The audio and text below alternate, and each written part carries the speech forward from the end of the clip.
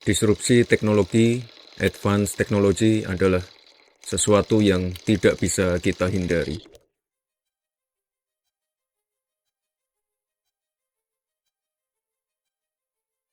Perkembangannya sangat cepat, inovasinya luar biasa, dampaknya telah berasa di banyak sektor. Ini bukan lagi soal nanti, tapi sudah sekarang. Oleh sebab itu, penyiapan anak didik dan penyiapan generasi muda yang tanggap terhadap teknologi dan adaptif terhadap perubahan menjadi sangat penting. Saat ini banyak negara berlomba-lomba membekali generasi mudanya dengan pengetahuan dan perkembangan teknologi terkini. Bahkan beberapa sudah melakukannya lebih dulu. Ada yang mulai dari beberapa tahun lalu, ada juga yang baru mulai tahun ini. Dan kita Indonesia juga harus segera bersiap. Kita perlu membangun fondasi baru yang relevan dengan perubahan zaman. Kita tidak boleh tertinggal.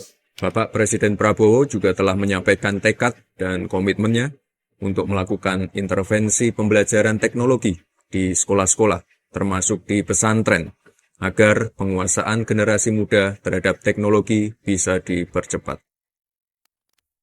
Saya juga bertekad untuk melakukan langkah-langkah intervensi kepada semua sekolah di Indonesia. Sekolah dasar, sekolah menengah, SMP, SMA, semua sekolah yang dibina oleh pesantren dengan teknologi. Kita akan masuk ke semua sekolah dengan teknologi. Kita ingin mempercepat penyampaian pelajaran untuk semua sekolah kita. Oleh sebab itu, ditargetkan tahun ini, materi terkait coding dan AI akan bisa masuk ke sekolah-sekolah yang akan diberikan untuk jenjang SD, SMP, sampai SMA dan SMK, di mana khusus siswa SMK, materi yang diberikan akan diselaraskan dengan kebutuhan industri, sehingga para lulusannya memiliki kompetensi yang relevan di bursa tenaga kerja. Berbagai persiapan tengah dilakukan, mulai dari perumusan regulasi dan kurikulum, pelatihan guru, pemetaan standar kebutuhan, penyiapan infrastruktur pendukung, dan lain-lainnya.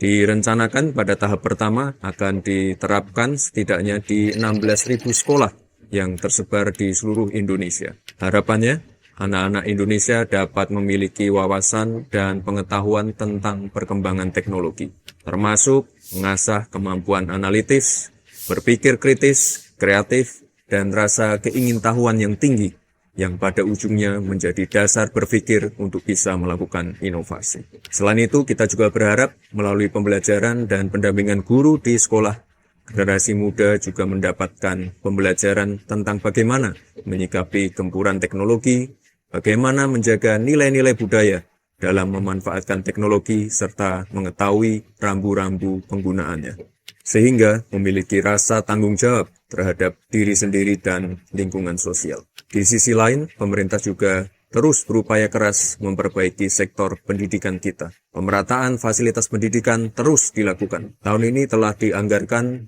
17,1 triliun rupiah untuk pembangunan dan perbaikan sekolah. Dukungan pembiayaan sekolah dan beasiswa juga terus diberikan, salah satunya melalui LPDP.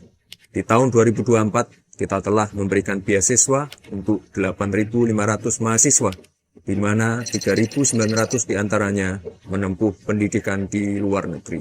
Selain itu juga dilakukan pembangunan sekolah rakyat dan sekolah unggulan, peningkatan kualitas tenaga pengajar, dan lain-lainnya. Teman-teman, menjadikan masa depan Indonesia yang berdaya saing membutuhkan peran kita semua. Oleh sebab itu, dengan gerakan dan kontribusi bersama, mari kita bangun ekosistem pendidikan yang tidak hanya relevan untuk hari ini, tapi juga relevan dan tahan uji untuk masa yang akan datang.